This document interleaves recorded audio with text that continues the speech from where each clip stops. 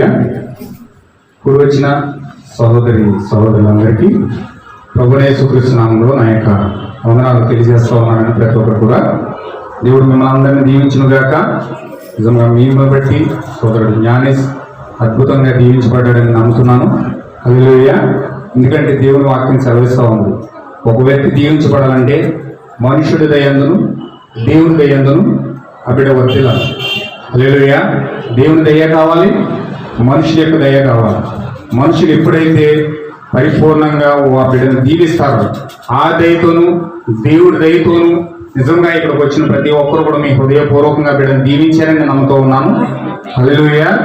మిమ్మల్ని బట్టి, దేవుని బట్టి, వాక్యమును బట్టి ఆ బిడ్డ పరిపూర్ణంగా దీవించబడును కాక. హల్లెలూయా. ఈ సమయంలో మనం వాక్యంలోకి వెళ్దాం. కొద్దిసేపు ఇప్పటికే నేను చాలా లేట్ అయిపోయింది. కొద్దిసేపు నేను వాక్య భాగం నేను పంచుకోగలుగుతా ఉన్నాను. మీ మధ్యలో పంచుకుంటూ ఉండగా కొద్ది సమయంలో మాత్రమే నేను పంచుకుంటాను. జాగ్రత్తగా మీరు వాక్యం మీద దృష్టి పెట్టండి.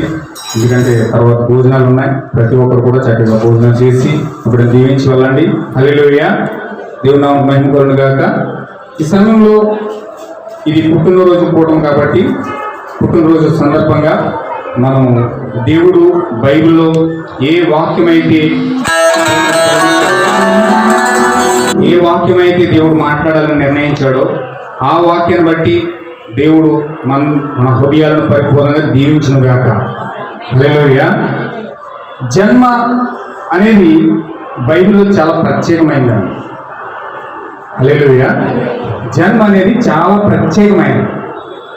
ఇది ఏదైనా తోటలో దేవుడు మొట్టమొదటిగా దేవుడు ఆదాముకు జన్మనిచ్చాడు.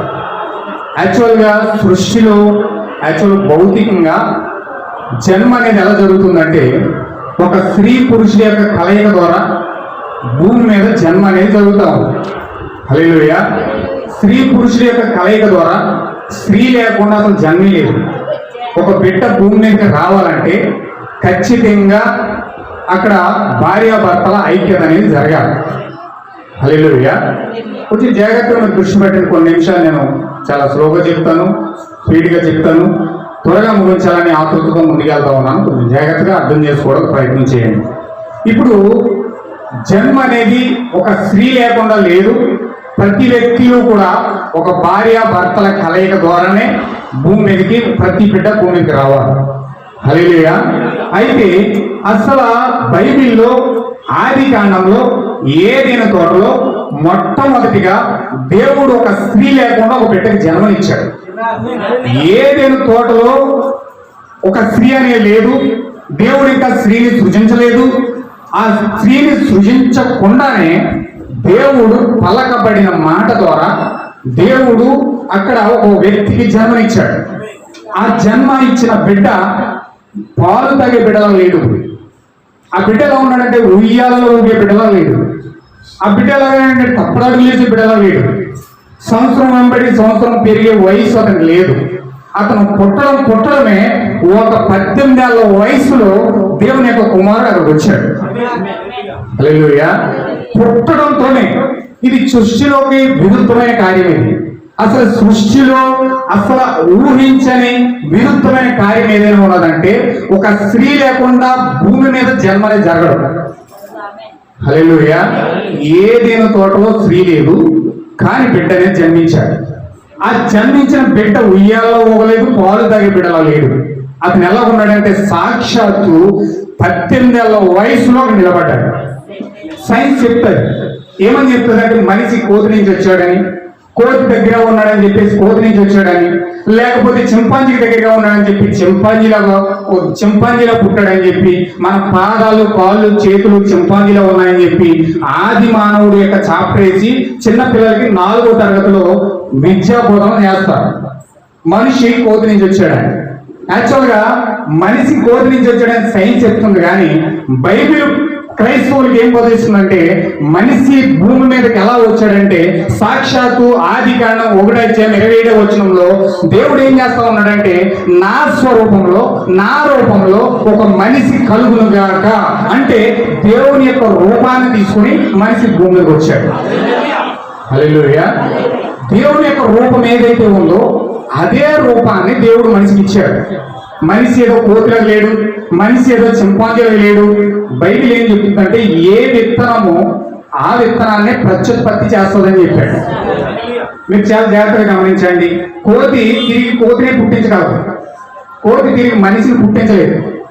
సింహము తిరిగి సింహాన్ని పుట్టించగలుగుతాడు, ఏనుగు ఏనుగునే పుట్టించగలుగుతాడు. ఏ విత్తనం పాతితే మీరు ఆ విత్తనమే తిరిగి పునరుత్పత్తి అవుతారు. ఒక కొబ్బరికాయ భూమిలో పాతితే తిరిగి అది కొబ్బరికాయ వస్తారు. తాటి టెంక భూమిలో పాతితే తిరిగి తాటి చెట్టే వస్తారు. ఒక జామ విత్తనం భూమిలో పాతితే తిరిగి జామ విత్తనమే వస్తారు. అలాగే మనిషి కూడా భూమి మీద దేవుని యొక్క స్వరూపాన్ని దేవుడు ఇచ్చాడు కాబట్టి దేవుని యొక్క స్వరూపాన్ని తీసుకుని సాక్షాత్తు మనిషి భూమి మీదకి వచ్చాడు. ఎలా వచ్చాడంటే ఒక పల్లకబడిన మాట ద్వారా నా స్వరూపంలో నా రూపంలో ఒక మనిషి కలుగును గాక అంటే దేవుడు భూమిపైకి వచ్చాడు. హల్లెలూయా. అయితే ఇక్కడ ఏం జరిగిందంటే ఏదైనా తోటలో ఒక భయంకరమైన పాపం అనేది జరిగింది, ఒక భయంకరమైన అవిశ్వాసం అనేది జరిగింది, ఒక భయంకరమైన వేషధారణ అనేది జరిగింది. ఆ వేషధారణ కారణంగా ఆ పాపము కారణంగా ఆజ్ఞను అతిక్రమించడం ద్వారా అక్కడ జన్మ అనేది కలుషితమైపోయింది. హల్లెలూయా.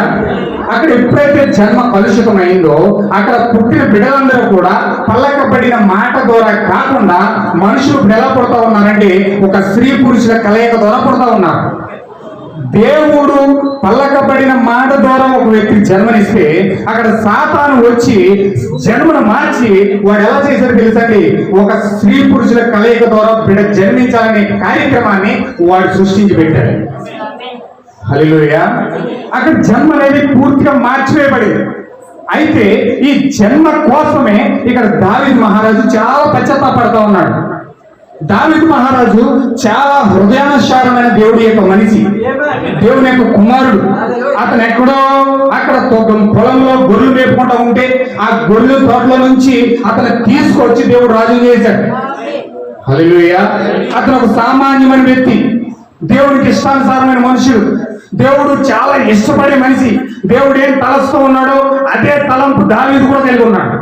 దేవుడు ఏది ఇష్టపడుతూ ఉన్నాడో అదే ఇష్టాన్ని దావీదు కూడా కలిగి ఉన్నాడు. హల్లెలూయా. దేవుని యొక్క కోరికలన్నిటినీ కీర్తన గ్రంథంలో పాటల రూపంలో రాసి దేవుని నామాన్ని మహిమపరిచిన వ్యక్తి ఎవరైనా ఉన్నారంటే అది దావీదు అయి ఉన్నాడు. అంత హృదయానుసారమైన వ్యక్తి.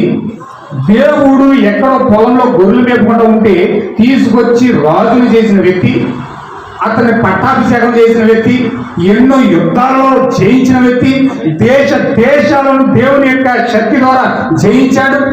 అతని యొక్క శక్తితో ఎలుగుబంటిని చంపేశాడు, సింహాన్ని 2 ముక్కలకి చీల్చి పడేశాడు.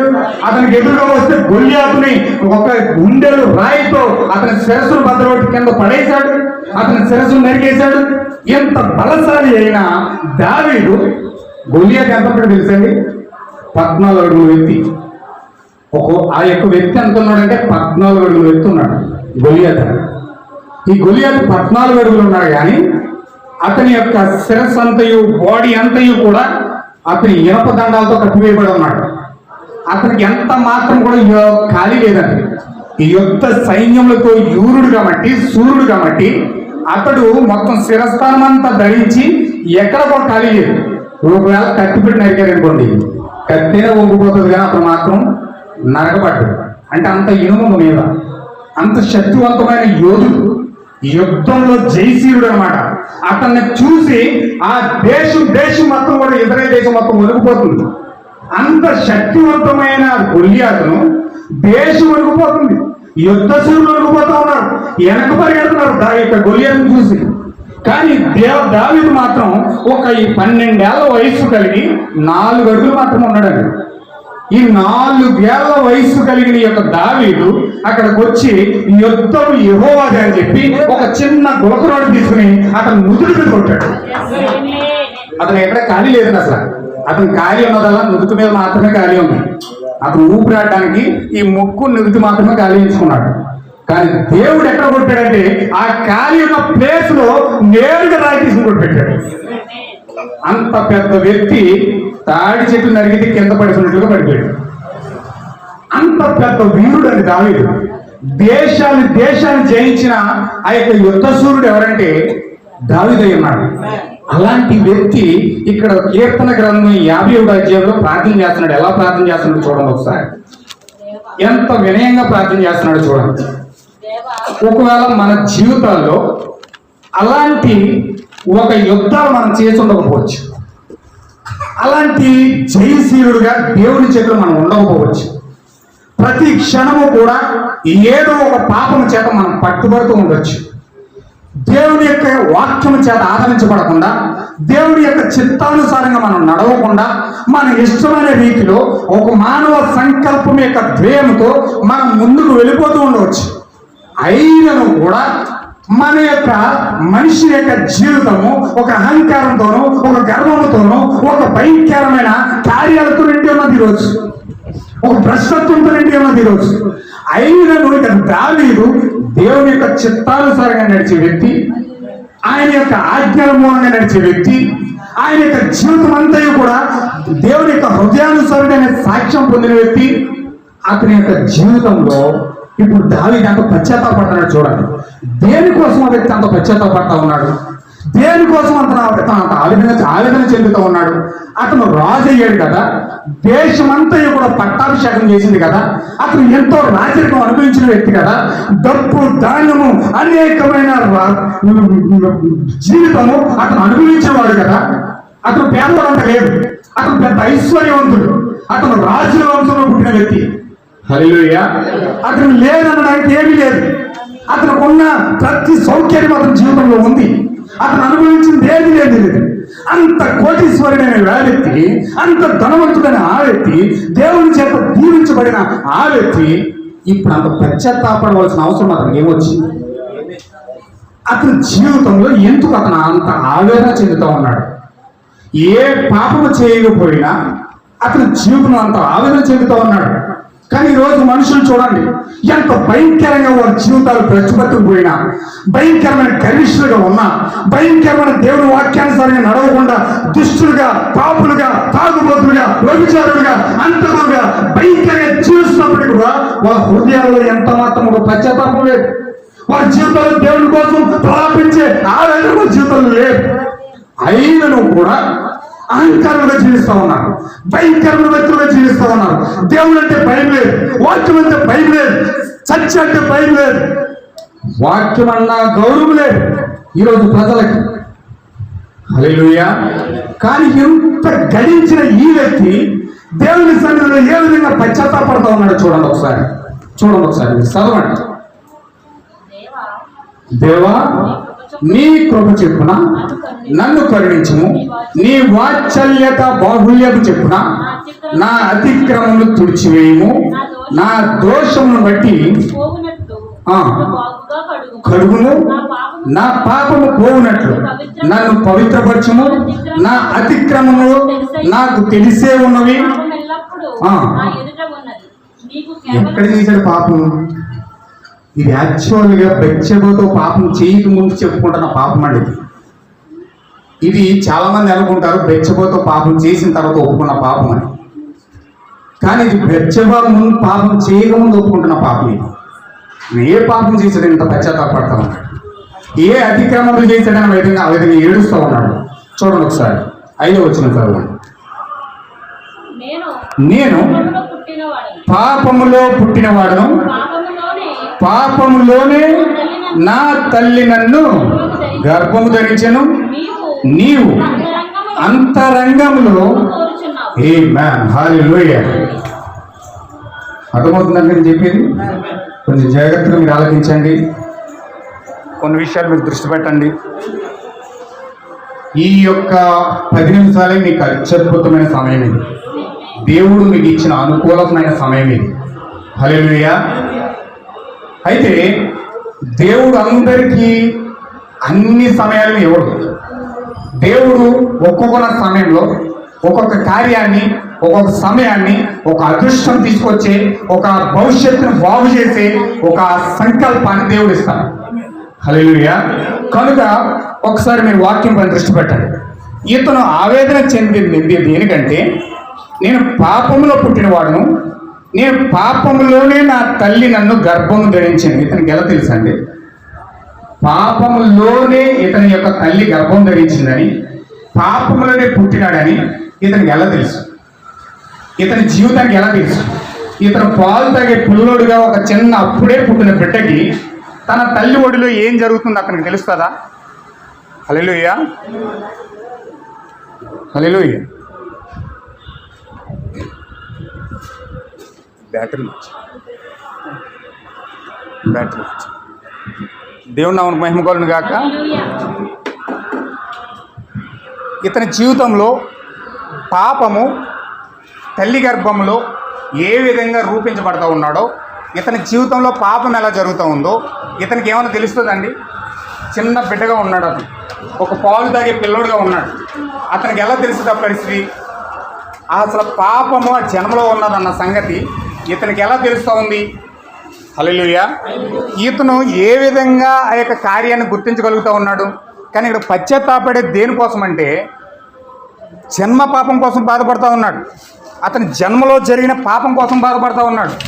నా యొక్క పాపం ఎలా వచ్చిందంటే నేను చేసే పాపాలు కాదు, కానీ నా జన్మ యొక్క పాపం గూర్చి నేను ఏడుస్తున్నాను అంటున్నాడు. హల్లెలూయా. ఇప్పుడు ఆ పాపం ఎక్కడ ఉన్నదంటే కొంచెం కిందకి చదవండి, 12వ వచనం. నాకు మరలా పుట్టించుము,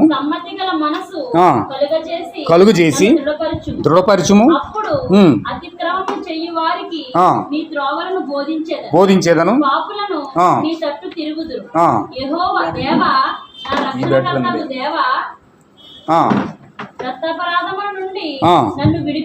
హల్లెలూయా. దేని నుంచి విడిపించమంటున్నాడండి? ఏమన్నా అందరూ ఇక్కడే ఉన్నారా? మీరు అందరూ కొత్త వాళ్ళు కాబట్టి కొంచెం వాక్యం మీద దృష్టి పెట్టండి.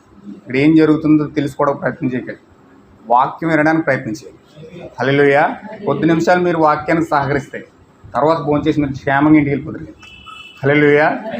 మాట్లాడుకోవడానికి ఇంట్లో పోయి ఇంటికాడ పోయి సమయం ఉంటుంది, శుభ్రంగా మాట్లాడుకోండి. ఇక్కడ మాత్రం జస్ట్ కొంచెం ఒక 5 నిమిషాలు 10 నిమిషాలు మీరు వాక్యానికి సహకరించండి. హల్లెలూయా. ఇప్పుడు అతను దేని నుంచి విడిపించమంటా ఉన్నాడంటే రక్తాపరాధం నుంచి విడిపించమంటా ఉన్నాడు. హల్లెలూయా. అతని యొక్క రక్తాపరాధం నుంచి విడిపించమంటున్నాడు. రక్తంలో చేసిన అపరాధం ఏంటి? అతను రక్తంలో చేసిన అపరాధం ఏమై ఉన్నది? అతను జన్మ కోసం ఏడుస్తూ ఉన్నాడు, రక్తంలో జరిగిన పాపం కోసం ఏడుస్తూ ఉన్నాడు. ఇప్పుడు ఎవరైనా ఒక వ్యక్తి పాపం ఎలా చేస్తాడంటే ఒక 12 సంవత్సరాల వయసు వచ్చిన తర్వాత అతనికి పాపము ఏ విధంగా చేయాలో, లేకపోతే అబద్ధాలు ఏ విధంగా ఆడాలో, మోసం ఏ విధంగా చేయాలో అతను కొంత అవగాహన వస్తుంది. అతను పాపం చేస్తాడు. ఆ 12 సంవత్సరాల నుంచి చేసే ప్రతి పాపము అతనికి తెలుస్తుంది. అతను తెలిసిన ప్రతి పాపాన్ని కూడా అతనికి తెలుసు, ఒప్పుకుంటాడు. ప్రతి పాపాన్ని కూడా ఒప్పుకుంటాడు. హల్లెలూయా. అతనికి తెలుసు కొన్ని పాపాలు ఒప్పుకుంటాడు, కొన్ని పాపాలు ఒప్పుకోలేడు. హల్లెలూయా. అర్థమవుతుంది కదండి? అందరూ అన్ని పాపాలు ఒప్పుకోరు, అందరూ అన్ని పాపాలను కూడా ఒప్పుకోలేదు. కొంతమంది కొన్ని ఒప్పుకుంటారు, కొన్ని దాచేస్తారు. కొన్ని ఒప్పుకోలేని పాపాలు ఉంటాయి, కొన్ని ఒప్పుకోలేని పాపాలు ఉంటాయి. సపోజ్ నేను నేరుగా చెప్తాను, నేను భయపడను. వాక్యం ముందు సత్యము సత్యములా చెప్పాలి. హల్లెలూయా.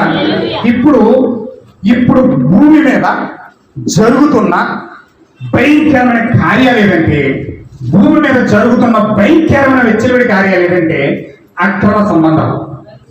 హల్లెలూయా. భూమి మీద జరుగుతున్న భయంకరమైన వెచ్చలవిడి కార్యాలు ఏంటంటే అక్రమ కార్యాలు. ఎందుకు ఈ అక్రమమైన కార్యాలు ఎందుకు భయంకరంగా భూమి మీదకి వచ్చినాయి అంటే దేవుడు చెప్పాడు.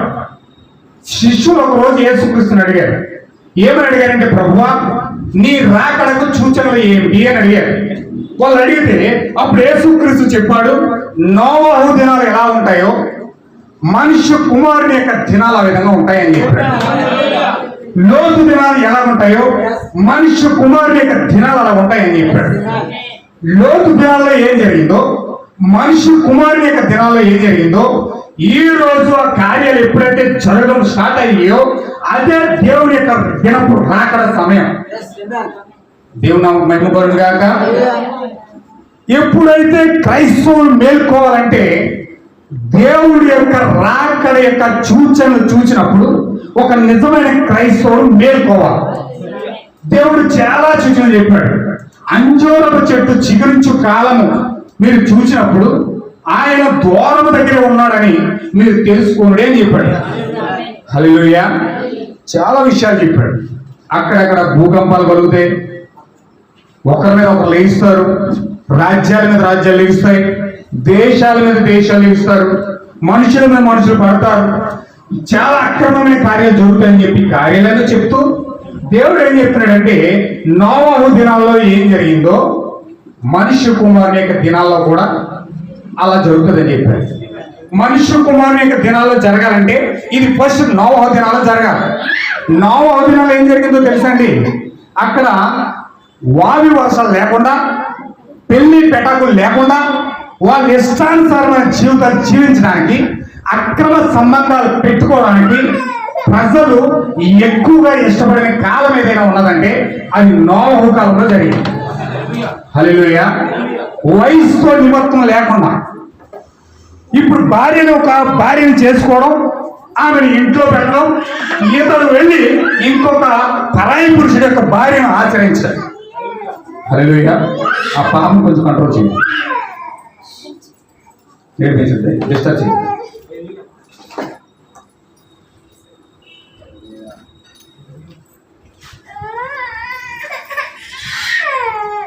దేవుడు నామమున మహిమ కలుగును గాక.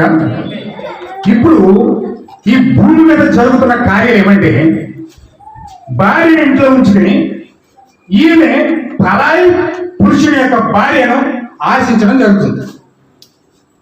ఇక్కడ భర్త ఉంటా ఉన్నాడు, భర్తను పక్కన పెట్టి ఈమె పరాయి పురుషుని కోరుకుంటా ఉంది.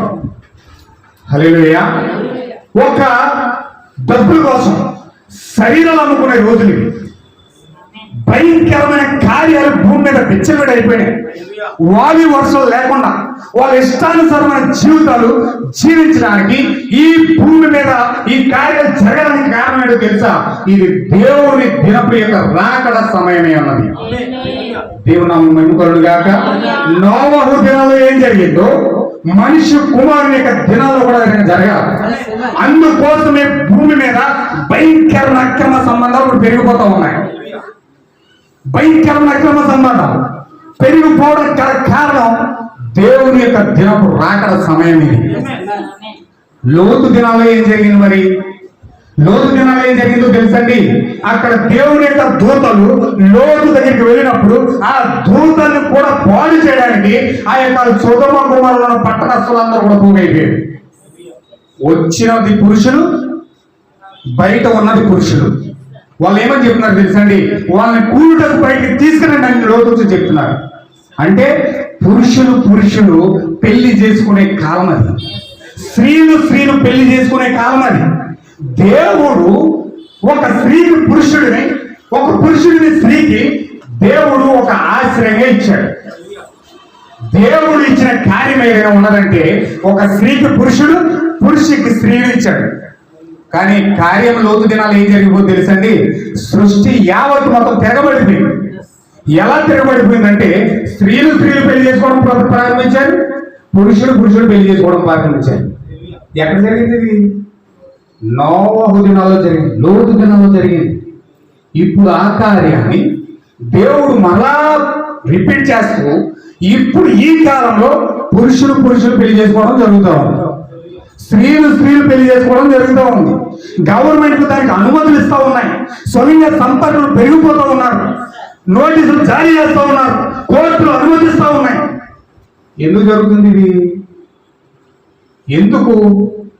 ఇవన్నీ ఎందుకు చేస్తా ఉన్నారు? కారణం బైబిల్ చెప్తా ఉంది, ఆ యొక్క దినపు రాకడ ఉన్నవన్నీ కార్యాలన్నీ జరగాలి.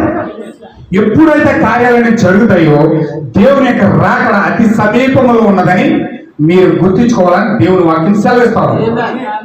హల్లెలూయా. అయితే ఇక్కడ ఏం జరుగుతుందంటే ఈ యొక్క రాకడ సమయంలో ప్రతి ఒక్క స్త్రీ పురుషులు చాలా అలర్ట్ అవ్వాలి, క్రైస్తవులు అనబడిన వారు చాలా అలర్ట్ అవ్వాలి. దేవుని నామమున మహిమ కలుగును గాక. ఇప్పుడు ఈ యొక్క వ్యక్తి రాకడలో దేవుని కలుసుకోవాలంటే ఎంతమందికి అర్థమవుతుందన్నమాట? రాకడలో దేవుని కలుసుకోవాలంటే ఒక వ్యక్తి తూచా తప్పకుండా అతని జీవితంలో ఉన్న రక్తమును కడుక్కోవాలి, అతని జీవితంలో ఉన్న రక్తంలో ఉన్న పాపాన్ని కడుక్కోవాలి. ఈ యొక్క దావీదుకి దేవుని యొక్క రాకడ రోజున ఆ యొక్క యేసు క్రీస్తును కలుసుకోవాలనే తీవ్రమైన ఆరాటం లోపల ఉన్నది కాబట్టి ఏమని ప్రార్థన చేస్తున్నా తెలుసా? దుప్పి నీటి వాగుల కొరకు ఆశపడినట్లుగా, దేవా నా ప్రాణము నీ కొరకు ఆశపడుతుందని దేవుడు దావీదు ద్వారా పలికిస్తా ఉన్నాడు. అంటే అతని దాహం ఎంతలో ఉందండి? ఒక దుప్పి ఏ విధంగా ప్రాణాపాయ స్థితిలో ఉన్నప్పుడు వాటర్ కోసం ఎంత వెతుకుతుందో, ఎందుకంటే వాటర్ తాగిన బతుకుతుంది, వాటర్ తాగకపోతే చచ్చిపోతుంది. అందుకనే ఆ దుప్పి ప్రాణాన్ని కాపాడుకోవడం కోసం ఆ సమయంలో ఆ యొక్క గుంటనక్కలన్నీ వచ్చి గాయపరిచినప్పుడు ఆ దుప్పి ఎంత ఆదుగా వాటర్ కోసం వెతుకుతుందో, ఒక వ్యక్తి తన ప్రాణాన్ని కాపాడుకోవడం కోసం, తన ఆత్మను కాపాడుకోవడం కోసం, ఆ వ్యక్తి ఆ రక్తంలో ఉన్న పాపాన్ని కడుక్కోవడం కోసం ఆ వ్యక్తి అంత తాపత్రయ పడకపోతే, దావీదు ఆత్మలు పడకపోతే ఆ వ్యక్తి యొక్క రక్తంలో నుంచి పాపము తొలగించుకోలేదు. హల్లెలూయా. అందుకే ఇక్కడ దావీదు అంత ఆవేదన చెందవలసిన పరిస్థితి వచ్చింది. చాలా బాధపడుతూ ఉన్నాడు, ఏడుస్తూ ఉన్నాడు, చాలా కుమిలిపోతూ ఉన్నాడు. ఎంత బాధపడుతూ ఉన్నాడంటే అతను రాజు అండి, అతనికి ఏం తక్కువ లేదు. అతను అంతా అనుభవించవలసిన ఐశ్వర్యాలన్నీ అనుభవిస్తూ ఉన్నాడు, రాజగృహాల్లో జీవిస్తూ ఉన్నాడు, రాజు బళ్ళు మీద వెళ్తా ఉన్నాడు. అంత అధికారము ప్రపంచ యావత్తు, దేశం యొక్క యావత్తు యొక్క అధికారం అంతా అతని చేతిలో ఉంది. కానీ అధికారాన్ని చూసి అతను అతిశయించట్లేదు. కానీ డబ్బుని, బంగారాన్ని, ఆస్తుల్ని, ఇల్లుల్ని అన్నిటిని చూసి అతను అతిశయించట్లేదు. కానీ ఇతను దేనికోసం అతిశయపడతా ఉన్నాడంటే, దేనికోసం ఏడుస్తున్నాడంటే, దేనికోసం పశ్చాత్తాపడతా ఉన్నాడంటే అతని జీవితంలో ఉన్న రక్తాపరాధం నుంచి విడిపించుకోవడానికి అతను బాధపడతా ఉన్నాడు. హల్లెలూయా. నిజమైన దేవుని కుమార్తెలు, కుమారులు ఎవరైనా ఉన్నారంటే వాళ్ళు పశ్చాత్తాపడే దేనికోసమో తెలుసా? ఆ రక్తాపరాధం నుంచి బయట పడడం కోసమే వాళ్ళు ప్రతి క్షణము పోరాడతారు. హల్లెలూయా. ఇప్పుడు ఈ రక్తాపరాధం ఎలా వచ్చిందంటే జన్మలో వచ్చిందని దేవుడు చెప్తా ఉన్నాడు. ఈ రక్తాపరాధం ఎలా వచ్చిందంటే పుట్టుకలో నుంచి వచ్చేసింది. ఇప్పుడు జ్ఞానేశ్వరుడు ఇతను ఒక వయసు వచ్చి అతను తిరిగి జన్మించే వరకు అతను పశ్చాత్తాపడి దేవుని సన్నిధిలో పరిశుద్ధాత్మ అతని జీవితంలో పొందుకునే వరకు కూడా అతను పాపై ఉన్నాడు. హల్లెలూయా. అతని మొదటి జన్మలో పాపంతో పుట్టాడు. బైబిల్లో చెప్తా ఉన్నాడు, బైబిల్లో 2 జన్మలు ఉన్నాయి. ఒకటి ఆత్మ సంబంధమైన జన్మ ఉన్నది, ఒకటి భౌతిక సంబంధమైన జన్మ ఉన్నది. ఈ భౌతిక సంబంధమైన జన్మ మరణంతో బయటకు వస్తే, ఆత్మ సంబంధమైన జన్మ జీవంతో బయటకు వస్తా ఉన్నాడు వ్యక్తి. అందుకే అపోస్తలుడైన పౌలు చెప్తున్నాడు, ఇదిగో సమస్తము గతించెను, ప్రతిదీ కూడా నూతనమైన చెప్తా ఉన్నాడు. పాతవన్నీ గతించెను, ఇదిగో అన్నివి కూడా కొత్తవైన చెప్తా ఉన్నాడు. ఏది కొత్తవైనవి? ప్రతి కొత్త సంవత్సరం రోజుని మీ యొక్క వాక్యం చదువుతారు, ప్రతి కొత్త సంవత్సరం రోజుని ఒక వాక్యం చదువుతారు. పాతవన్నీ గతించారు, సమస్తము నూతనమైన.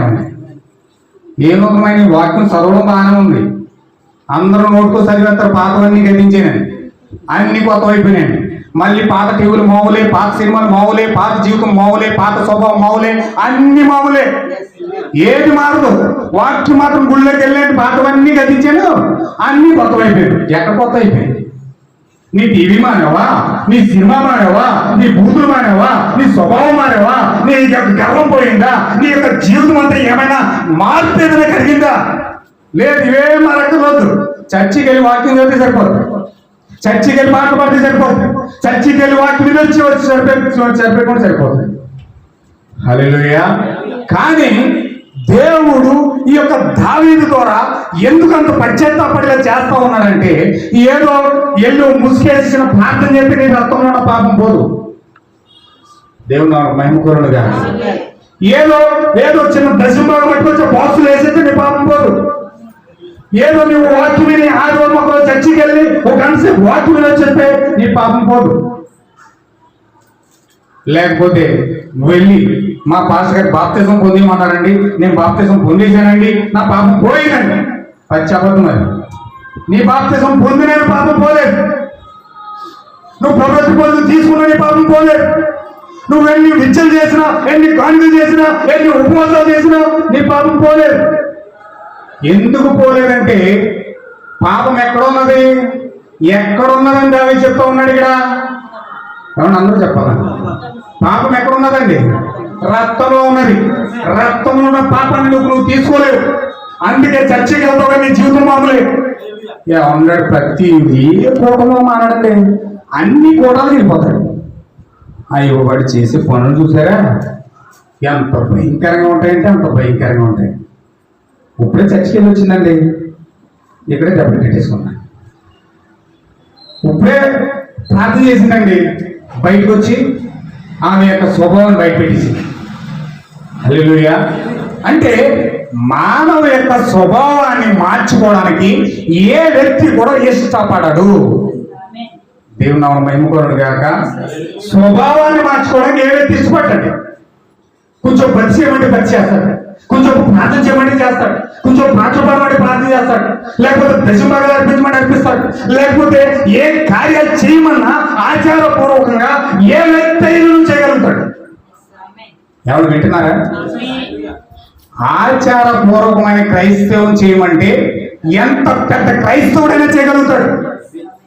ఎంత పెద్ద వ్యక్తి అయినా ఆ కాన్సెప్ట్ చేయగలిగిన ఆ యొక్క ఆచారాలు చేయగలుగుతాడు, తూచా తప్పకుండా పాటించగలుగుతాడు. కానీ తన యొక్క స్వభావాన్ని టచ్ చేసినప్పుడు మాత్రం అతను ఎంత ఎత్తులు ఇస్తాడు తెలుసండి? భూమి మీద నుంచి అంత ఎత్తులు లెగాలో అంత ఎత్తులు ఇస్తాడు. అంత కోపం వస్తుంది, అంత భయంకరమైన కార్యాలు అతని యొక్క జీవితం పైకి తీసుకొస్తాయి. ఎందుకో తెలుసండి?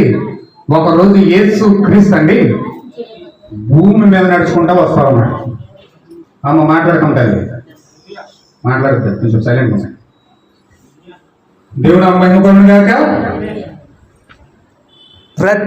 యేసు క్రీస్తు ఎప్పుడైతే భూమి మీదకి వచ్చాడో వాళ్ళ శాస్త్రులకి, పరిసయ్యులకి, సద్దుకయ్యులకి, హేరోదీయులకి వారి విధానాలన్నిటికీ వ్యతిరేకంగా బోధించడం మొదలుపెట్టాడు.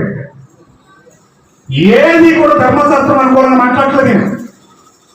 ఏదైనా మాట్లాడితే కనీసం ఆయన ఆహ్వానిస్తామని శాస్త్రులు పరిచయం ఎదురుస్తూ ఉన్నారు. కానీ వాళ్ళు పెట్టుకున్న విశ్రాంతి దినానికి వ్యతిరేకంగా మాట్లాడుతూ ఉన్నాడు. వారు పెట్టుకున్న చేస్తున్న ఆచారాలకు వ్యతిరేకంగా మాట్లాడుతూ ఉన్నాడు. వారు పెట్టుకున్న సిద్ధాంతాల వ్యతిరేకంగా మాట్లాడుతూ ఉన్నాడు. ప్రతీది వ్యతిరేకంగా మాట్లాడుతుంటే ఒళ్ళు మండిపోతుంది. ఎక్కడ కనపడితే అక్కడ రాళ్ళు పెట్టి కూడా చెప్తాను వాళ్ళు చూస్తున్నాను. ఇప్పుడంటే పాటలు పాడతారు, ఏసయ్యా ఏసయ్యా ఏసయ్యా వచ్చే ఏసయ్యా అని పాడుతున్నారు తప్ప అప్పుడు యేసుక్రీస్తుని ఎక్కడ కనపడితే అక్కడ రాళ్ళు పెట్టి కొట్టడానికి చూశారు. ఎక్కడ కనపడితే అక్కడ రాళ్ళు పెట్టి కొడతారు, పొడిచేద్దాం అనుకున్నారు యేసుక్రీస్తుని. హల్లెలూయా. ఎక్కడ కనపడితే అక్కడ చివరికి వాళ్ళ కాపం చాలా ఎక్కండి అబద్ధ సాక్ష్యాలని సృష్టించి పిలాతు దగ్గర భయంకరంగా జనసమూహం కేకలు వేస్తుంటే సిలువ వేసిందని చివరికి తీసుకెళ్లి సిలువ వేసేసారు ఆయన.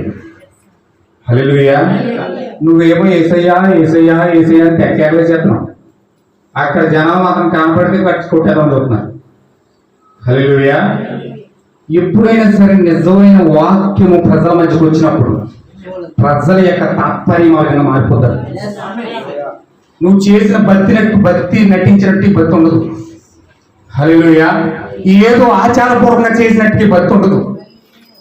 సరైన సమయం వచ్చినప్పటికీ నీవే ఆ యొక్క సత్యం మీద ఎదురు పోరాటం చేయడానికి ప్రారంభిస్తావు. ఎందుకు అపరాధంగా చేస్తావు తెలుసా?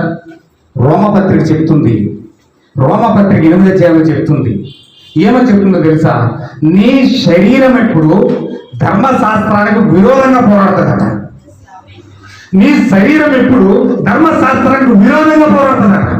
నీ ఆత్మేమో వాక్యంతో ఏకీభవిస్తే నీ యొక్క శరీరమేమో నీ యొక్క పాపంతో ఏకీభవిస్తాడు. అంటే నీ శరీరమే నీకు శత్రువే. నువ్వు ఏ వాక్యాన్ని వెంబడించావో, ఏ వాక్యానికైతే దశభాగాలు అర్పించావో, ఏ వాక్యానికైతే శుద్ధులు అర్పించావో, ఏ వాక్యాన్ని నువ్వు అంగీకరించి ప్రార్థించావో ఆ వాక్యానికి నువ్వు ఒక శత్రువుగా మారిపోతా ఉన్నావు. దేవుని మహిమకరుడు గాక. దేని బట్టి? నీ రక్తంలో ఉన్న పాపాన్ని బట్టి, నీ రక్తంలో ఉన్న పాపాన్ని బట్టి నీ దేవుడు నీ దగ్గరికి వస్తే ఆ దేవుడిని తీసుకెళ్లి సిలివేసే స్థితికి ఈరోజు ప్రజలు వస్తూ ఉన్నారు. హల్లెలూయా. అంటే అంత ప్రమాదం ఆ లోపల ఉన్న రక్తంలో స్వభావం. ఎందుకు రక్తం రక్తం రక్తం అంటున్నాడంటే బైబిల్లో దేవుడు చెప్తా ఉన్నాడు, రక్తంలో నీ ప్రాణం ఉన్నది. నీ ప్రాణం ఎక్కడ ఉందండి? రక్తంలో ఉంది. అందుకే నీకు ఏదైనా రోగం వస్తే డాక్టర్ దగ్గరికి వెళ్ళినట్టు నీకు బ్లడ్ టెస్ట్ చేస్తారు. ఫస్ట్ నీకు రోగం ఎక్కడ వస్తుందంటే ఫస్ట్ బ్లడ్లో వస్తుంది. నీకు డాక్టర్ దగ్గరికి వెళ్ళామంటే ఫస్ట్ నీకు బ్లడ్ టెస్ట్ చేసి నీకు ఏ ప్రాబ్లం ఉందో ఆ ప్రాబ్లం నీకు తెలియాలంటే ఏం చేయాలి? బ్లడ్ టెస్ట్ చేయాలి. బ్లడ్ టెస్ట్ తెలియకుండా నీకు నీ యొక్క ప్రాబ్లం అన్ని నీ బీపీ ఎక్కడ ఉందో తెలుసా? బ్లడ్లో ఉంది. నీ యొక్క షుగర్ ఎక్కడ ఉందో తెలుసా? బ్లడ్లో ఉంది. నీ యొక్క మరణం ఎక్కడ ఉందో తెలుసా? బ్లడ్లో ఉంది. నీ యొక్క పాపం ఎక్కడ ఉందో తెలుసా? బ్లడ్లో ఉంది. నీ అహంకారం ఎక్కడ ఉందో తెలుసా? బ్లడ్లో ఉంది. నీ గర్వం ఎక్కడ ఉందో తెలుసా? బ్లడ్లో ఉంది. మొత్తం blood blood blood blood blood blood. సమస్తానికి మూలం బ్లడ్. హల్లెలూయా. ఈ యొక్క పాపం ఎక్కడుందో మనుషులు తెలియక తన పాపాన్ని కడుక్కోవడానికి సాయిషుగా ప్రయాసపడతారు, కానీ ఎంతగా పాపం ఎక్కడుందో ప్రజలకు తెలియక కొట్టుమిట్లాడిపోతున్నారనమాట. అందుకే బైబిల్ హెబ్రీ పత్రికలో చెప్తుంది, పాపం ఎక్కడుందంటే రక్తంలో ఉన్నదట. పాపము రక్తంలో ఉంది. ఇప్పుడు జ్ఞానేసి మీరు అబద్ధం ఆడమని చెప్పగల, అతను ఏదైనా పాపం చేసి ఈజీగా తను అబద్ధం ఆడగలుగుతాడు. ఎవరన్నా తల్లిదండ్రులు వాళ్ళ అమ్మగారు నేర్పించారా అబద్ధమాడు బాబు అని? వాళ్ళ నాన్నగారు నేర్పించారు అబద్ధమాడు బాబు అని? ఎవరు అతను నేర్పించలేదు. ఆటోమేటిక్గా చాక్లెట్ తీస్తాడు, వాళ్ళ అమ్మ దగ్గరికి వెళ్ళి ఎలా తీసేవారంటే నేను తీయలేదంటాడు. పెన్సిల్ ఏదో తీస్తాడు, ఎలా తీసేవారంటే నేను తీయలేదంటాడు. చిన్నపిల్లడికి అబద్ధం ఆడే యొక్క జ్ఞానం ఎక్కడి నుంచి వచ్చింది? అబద్ధం ఆడితే ఈ యొక్క ప్రాబ్లం నుంచి నేను తప్పించుకుంటాను అనే యొక్క జ్ఞానం అతనికి ఎలా వచ్చింది? అతనికి ఎలా వచ్చిందంటే ఆ యొక్క నటన. చిన్న బిడ్డలకు నేర్పించడానికి నటన నేర్పించక్కర్లేదు, చిన్న బిడ్డలకు పాపం నేర్పించక్కర్లేదు. అన్ని వాళ్ళ రక్తంలో ఇవి ఉన్నాయి. ఆయా సమయాల మూలంగా అందులో ఉన్న క్యారెక్టర్లన్నీ బయటకు వస్తూ ఉంటాయి. హల్లెలూయా. అయితే పాపం ఎక్కడ ఉంది? ఇప్పుడు రక్తంలో ఉంది. ఆ రక్తంలో వచ్చిన పాపం కోసమే దావీదు ఏడుస్తున్నాడండి. దేవుడు నాకు ఎంత ఐశ్వర్యం ఇచ్చినా, ఎంత ఆస్తి ఇచ్చినా, ఎంత ఘనత దేవుడు నాకు ఇచ్చినా, నా పాపం మాత్రం దేవుడు తీయలేదు. నా పాపం మాత్రం నేను తీసుకోలేకపోతా ఉన్నాను. దేవుడు కూడా పాపం తీయలేకపోతా ఉన్నాడు. ఇప్పుడు నా పరిస్థితి ఏంటి? ఇప్పుడు నా బాధ ఏంటి? ఇప్పుడు నేను చచ్చిపోతే నా పరిస్థితి ఏంటి? యోబు ఏడుస్తున్నాడు. భూమిలో కూర్చుని యోబు ఏడుస్తున్నాడు, ప్రభువా నేను చచ్చిపోతే నేను ఎక్కడికి వెళ్తాను? ఎక్కడికి వెళ్తాను నేను చచ్చిపోతే? నా రక్తంలో పాపం ఉంది. నా తల్లి నన్ను గర్భంలో ధరించింది, పాపంలోనే గర్భం ధరించింది. నేను చచ్చిపోతే నేను ఎక్కడికి వెళ్తాను? నేను పాపం చేత పాతాళానికి వెళ్ళిపోతాను. నాకు దిక్కెవరు అని ఏడుస్తూ ఉన్నాడు. నిజంగా ఎంతమంది ఏడుస్తున్నారండి అలాగా? పాపం తీసుకోవడానికి ఏడ్చే మనుషులు ఎవరైనా భూమి మీద కనపడుతున్నారు మీకు? నాకు డబ్బు కావాలి, నాకు ఇల్లు కావాలి, నాకు పెళ్లి కావాలి, నాకు బంగారం కావాలి, నాకు భూమి కావాలి, నాకు వీసా కావాలి, నాకు పాస్పోర్ట్ కావాలి అని ఏడ్చే ప్రజలు ఉన్నారు. కానీ నా పాపం తీసివేయబడాలి, నేను ఆత్మలో పరిశుద్ధాత్మ పొందుకోవాలి అనే వ్యక్తుల్ని భూమి మీద మీరు చూడగలుగుతున్నారా? లేదండి. అలాంటి వ్యక్తులు లేరు భూమి మీద.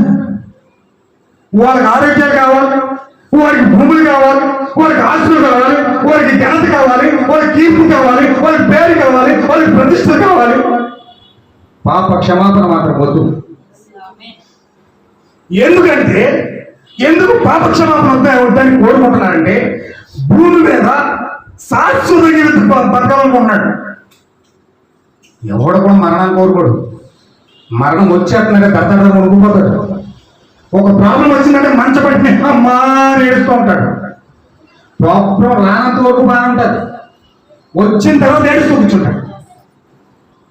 ఏడుస్తాడు కానీ అతను మరణం కోసం బాధపడతాడు. కానీ అసలు ఈ మరణాన్ని ఎలా జయించాలో ఆ వ్యక్తి తెలుసుకోవడం ప్రయాసపడ్డా. అది విచిత్రం. హల్లెలూయా. విచిత్రం ఏంటంటే మరణానికి మనిషి భయపడుతున్నాడు, కానీ ఆ మరణాన్ని ఎలా జయించాలో తెలుసుకోవడానికి మాత్రం ఆతృత కలిగి లేదు.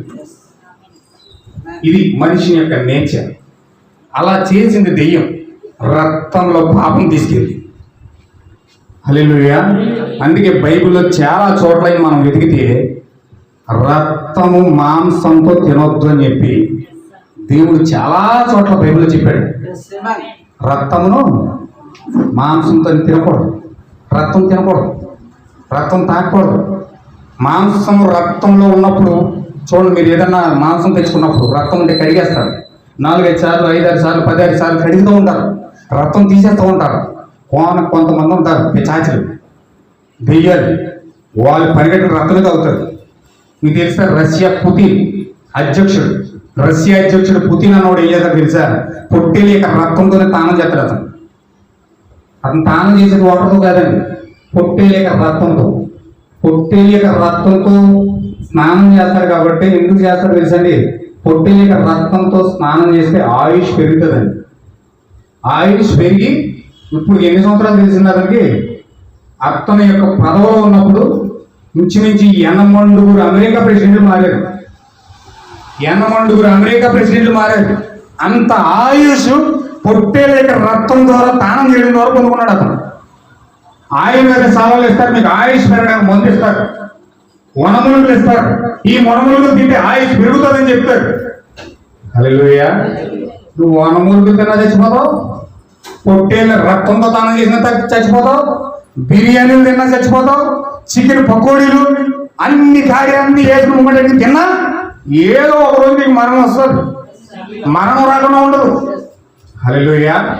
అయితే ప్రతి వ్యక్తి కూడా మరణానికి భయపడతాడు, కానీ మరణం తర్వాత వచ్చే కార్యాన్ని మనుషులు ఎక్కడ.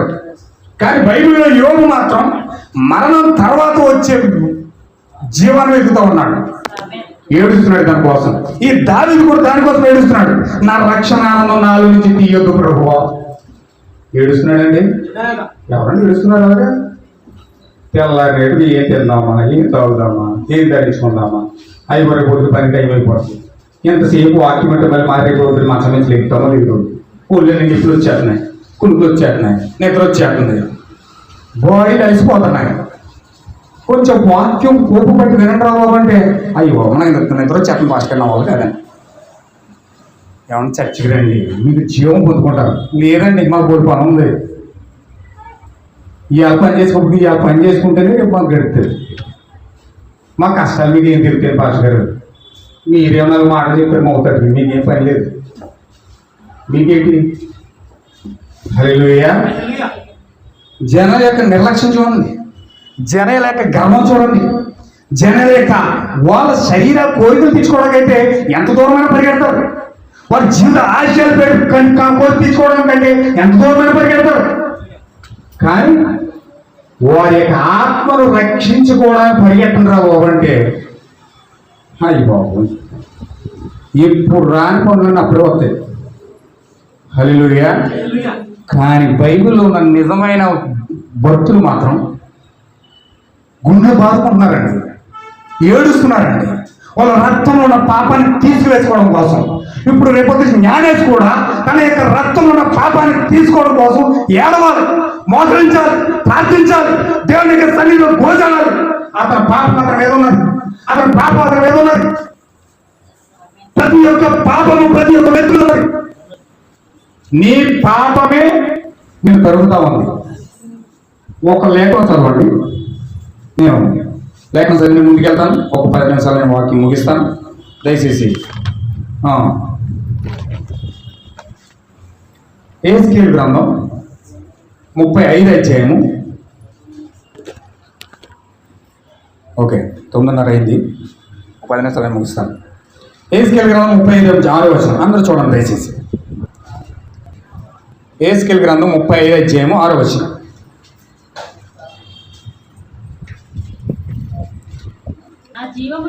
నా జీవము తోడు, చాలా జాగ్రత్తగా వినండి.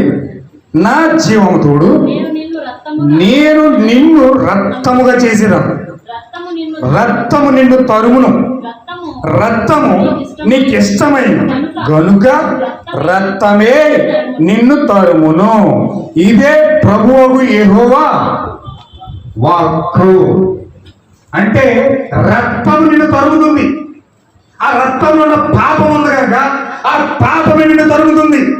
యోబు అంటా ఉన్నాడు, నా అతిక్రమములన్నీ సంచిలో ముద్రించబడ్డాయి, నా దోషములన్నీ నన్ను వెంటాడుతూ ఉన్నాయి, నా పాపం అంతా కూడా నన్ను తరుముతూ ఉంది. హల్లెలూయా. ఏమంటున్నాడండి? నేను తరిమేది ఏంటి? నీకు మనశ్శాంతి లేకుండా చేసేది ఏంటి? నీకు ఏడుపు రప్పించేది ఏంటి? ఎవరో మా కోళ్ళ నన్ను చూడట్లేదండి, భయంకరంగా ఇబ్బంది పెట్టేస్తుందండి అని నువ్వు అనుకుంటున్నావు. అయ్యో మా అమ్మ మా పాప నన్ను చూడలేదండి, మమ్మల్ని భయంకరంగా శ్రమ పెట్టేస్తుందండి అని నువ్వు అనుకుంటున్నావు. అయ్యో మా ఆయన నన్ను చూడలేదండి, రోజు కొట్టేస్తాడండి అని నువ్వు అనుకుంటున్నావు. అయ్యో మా ఆయన రోజు తాగొచ్చేస్తాడండి, తాగుడు మాత్రం అనిపించబోతున్నాడు, భయంకరమైన వ్యక్తిగా మారిపోతున్నాడండి అని నువ్వు అనుకుంటున్నావు. హల్లెలూయా. అయ్యో మా ఆయన రోజు నన్ను విడిచిపెట్టేసి వేరే అమ్మతో వెళ్ళిపోతున్నాడండి, ఎంతసేపు అదే చేసా, మా కుటుంబాన్ని పట్టించుకోవట్లేదు, పిల్లల్ని పట్టించుకోవట్లేదు, ఏడుస్తున్నావు కూర్చుని అనుకున్నాను. హల్లెలూయా. నువ్వు బాధపడుతున్నావు, ఆ విధంగా ఏడుస్తున్నావు. నీ కష్టాలు నీకున్నాయి, నీ బాధలు నీకున్నాయి, నీ శ్రమ నీకున్నాయి. నీ కష్టాన్ని బట్టి, నీ బాధను బట్టి, నీ యొక్క శ్రమను బట్టి ఏడుస్తున్నావు అనుకుంటున్నావు అలాగే. కానీ నేను తరిమేది నీ పాపం అన్న సంగతి నీకు తెలియట్లే. నీవు చేసిన పాపమే నిన్ను తరుముతుంది. నీవు చేసిన అతిక్రమాలే, నీ దోషాలే నిన్ను తరుముతున్న సంగతి నీకు తెలియట్లే. ఎంజాయ్ చేస్తున్నావు. పక్కింటి భార్య దొరికినప్పుడు చాలా బాగుంది, హ్యాపీగా ఉంది, ఎంజాయ్ చేస్తున్నావు అనుకున్నావు. కానీ నువ్వు మంచం పట్టిన తర్వాత తెలుస్తుంది, ఆ రక్తం నేను తరుగుతుంది. హల్లెలూయా. అబద్ధం ఆడేసి బాగానే తప్పించేసుకున్నాను అనుకున్నావు. బాగుంది నీ చరిత్ర, బాగానే వెళ్ళిపోతుంది నీ కాలం అనుకుంటున్నావు నువ్వు. కానీ నీ రక్తం నిన్ను తరుగుతుంది, సత్యవరకు నిన్ను చూడదు. హల్లెలూయా. ఎక్కడుందా రక్తం? ఎక్కడుందా పాపం? నీ రక్తంలో ఉంది. నేను మసోదాన్ని అయిపోయాను, రేపు బాబు చచ్చిపోతాను, దేవుడి దగ్గరికి వెళ్ళిపోతాను, నేను బాప్తిజం పొందేశాను, నాకు అన్ని అయిపోయి అనుకుంటున్నావు నువ్వు. లేదు లేదు, నువ్వు చిన్నప్పటి నుంచి చేసిన పాపాలని నిన్ను వెంబడిస్తున్నాయి. హల్లెలూయా. భూమి మీద ఏ మనిషి కూడా దీని నుంచి తప్పించుకోలేడు, ఏ వ్యక్తి తప్పించుకోలేడు. అయ్యి బాబే ప్రభువా, నేను 40 రోజులు ఉపవాసం చేశాను ప్రభువా అని వంటలేము. హల్లెలూయా. ఏమంటాను? నేను 40 రోజులు శ్రమకాలం చేశాను ప్రభువా, నేను భస్మోదానం చేశాను ప్రభువా, నీ కోసం నేను ఎన్నో ఉపవాసాలు ఉన్నాను ప్రభువా, ఎన్నో దశభాగాలు ఇచ్చాను ప్రభువా, ఎన్నో చర్చలు కట్టించాను ప్రభువా, ఎంతో సేవ చేశాను ప్రభువా, ఎన్నో కాలం జీవించాను ప్రభువా. అక్రమం చేయదానా నా దగ్గర తెలుగు, నువ్వెవరో నాకు తెలీదు. నీ పాపం నిన్ను ఎక్కడ నడిపిస్తుందో తెలుసా? పాపం నడిపిస్తుంది, నీదే దారి వెళ్ళిపో. హల్లెలూయా. అక్రమ సంతానమా, అక్రమమైన వాడా, నా యొద్ద నుంచి తొలగిపో అని దేవుడు నీతో చెప్పే కాలము మీ ముంగిట దేవుడు తీసుకురాబోతున్నాడు. హల్లెలూయా. దేనిని బట్టి? దేనిని బట్టి? నీ రక్తాన్ని బట్టి. హల్లెలూయా. నీ రక్తంలో పాపం ఉంది, ప్రతి మనిషిని వెంటాడుతుంది. రోజుకి 3 అంతులు అయిపోతాను నేను తప్పట్లేదు సార్. నా ముందే నా ప్రాణం, నా జీవితం. మందు లేకపోతే నేను బ్రతకలేనండి. వెళ్ళు, మందుతోనే బ్రతుకు. నీకుంది, నీకుంది. నీ రక్తం నిన్ను వెంటాడుతుంది, నీ పాపం నిన్ను వెంటాడుతుంది. హల్లెలూయా. అయ్యి బాబోయ్, అతను ఆ భార్య చేసుకున్నాడండి, కానీ ఆమె నన్ను ఇష్టపడుతుంది. ఆమె లేకపోతే నేను బ్రతకలేనండి. బ్రతకలేవు, చచ్చిపోతావు, సత్యం ఉంటుంది. హల్లెలూయా. నీ రక్తం నిన్ను వెంటాడుతుంది, నీ రక్తం నిన్ను వెంటాడుతుంది ప్రియ సహోదరి, నీ రక్తం వెంటాడుతుంది ప్రియ సహోదరుడా. దేవుడు విడిచిపెట్టడు, దేవుడు వికరించబడడు. మనుషుడు ఏది విత్తుకున్నాడో ఆ పంటనే కోయును. హల్లెలూయా. దేవుడు నీ మతాన్ని చూడడు, దేవుడు నీ కులాన్ని చూడడు, దేవుడు నీ భక్తిని చూడడు, దేవుడు నీ కులాన్ని చూడు, నీ వారసత్వాన్ని చూడు, నీ యొక్క బ్రతుకుని చూడు, నీ యొక్క భక్తి జీవితాన్ని దేవుడు చూడు. హల్లెలూయా. మరి దేని చూస్తాడు సార్? దేవుడిని చూస్తాడు. దేవుడు దేన్ని చూస్తాడని నీ రక్తాన్ని చూస్తాడు. నువ్వెంత భక్తి చేసావో నిన్ను చూడు, నువ్వెన్ని కానుకలు అర్పించావో నిన్ను చూడు, ఎన్ని మేటికలు పెట్టించావో నిన్ను చూడు. హల్లెలూయా. ఎన్ని పాటలు పాడవో నిన్ను చూడు, ఎన్ని చర్చలు కట్టించావో నిన్ను చూడు, ఎన్ని బోధలు చేసావో నిన్ను చూడు. నిన్ను చూసేది దేవుడు ఏం చూస్తున్నాడు తెలుసా? రక్తాన్ని చూస్తున్నాడు. నీ రక్తంలో తొంగి చూసినప్పుడు, నిన్ను తొంగి చూసినప్పుడు నీ రక్తంలో పాపం ఉందా, దాన్ని కడుక్కున్నావా లేదా? అది బాగా ఎరిగిన దావీదు ఏడుస్తున్నాడు. నా ఆస్తిని దేవుడు చూడు, నా అందరిని దేవుడు చూడు, నా భోగ భాగ్యాన్ని దేవుడు చూడు. దేవుడు నా రక్తాన్ని చూస్తాడు కాబట్టి నా రక్తంలో ఉన్న పాపాన్ని కడుక్కోవాలని దావీదు జ్ఞానం కలిగి ఏడుస్తూ ఉన్నాడు. హల్లెలూయా. రక్తము జన్మ పాపం వల్ల వచ్చింది. మర్చిపోకుండా ప్రియమైన సహోదరి సహోదరులారా, రక్తము జన్మ పాపం ద్వారా వచ్చింది, జన్మను బట్టి వచ్చింది. పుట్టిన ప్రతి వ్యక్తిగా పాపం ఉంది, పుట్టిన ప్రతి వ్యక్తిగా పాపం ఉంది. హల్లెలూయా. పుట్టిన ప్రతి వ్యక్తిగా పాపం ఉంది కాబట్టి ఆ పాపముతోనే వేడబడుతూ ఉన్నాడు వ్యక్తి. హల్లెలూయా.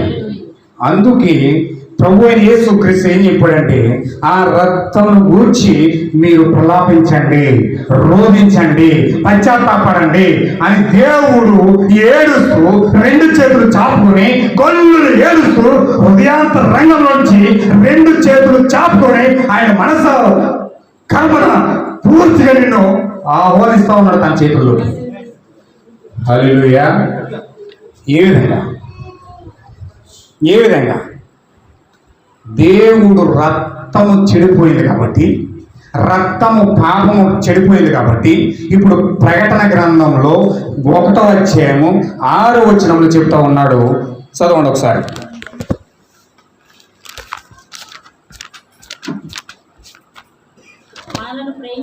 మనలను ప్రేమించుచు తన రక్తము వలన మన పాపముల నుండి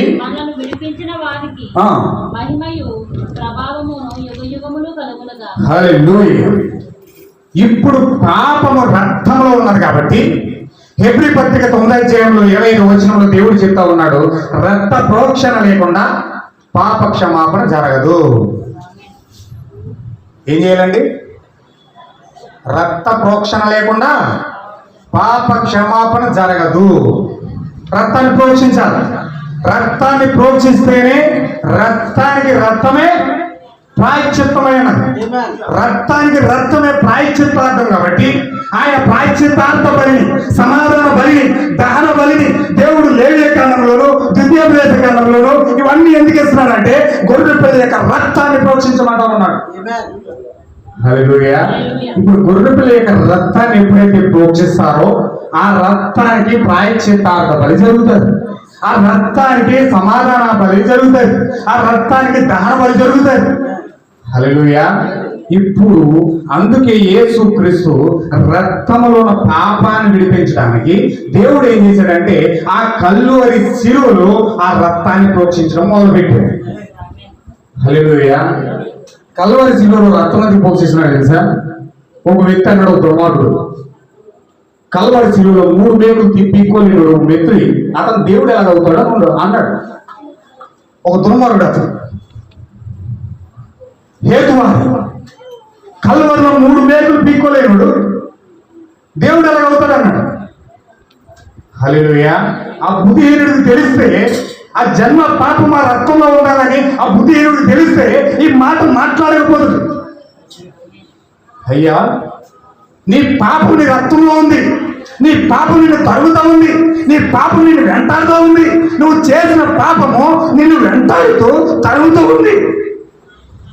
నీ రక్తాన్ని కడగడం కోసం, నీ పాపాన్ని క్షమించడం కోసం యేసుక్రీస్తు ముందు కిరీటం ధరించుకుని భయంకరమైన హేళన పడుతూ, భయంకరంగా రోధిస్తూ, వస్త్రహీనుడిగా దేవుడు కల్వరి శిలువలో మారిపోయి ఆ రక్తాన్ని కార్చడానికి గల కారణం ఏంటి తెలుసా? నీ రక్తం ఇక్కడ చెడిపోయి ఆయన రక్తాన్ని కార్చడానికి గల కారణం నీ రక్తం చెడిపోయింది. నీ రక్తంలో మరణం ఉంది, నీ రక్తంలో శాపం ఉంది, నీ రక్తంలో పాపం ఉంది, నీ రక్తంలో రోగం ఉంది, నీ రక్తంలో దెయ్యాలు ఉన్నాయి, నీ రక్తంలో గర్వం ఉంది, నీ రక్తంలో అసహనం ఉంది, నీ రక్తంలో భయంకరమైన జబ్బు ఉంది. ఎవరో నీకు జబ్బు తీసుకురాకర్వద్దు, నీ రక్తంలో అవన్నీ దాగున్నాయి. హల్లెలూయా. అందుకే యేసుక్రీస్తు బైబిల్లో చెప్తున్నాడు, యేసుక్రీస్తు యొక్క రక్తము ప్రతి పాపము నుండి. మరి విడిపించబడ్డావా? ఆయన పొందేయండి బాప్తిసం.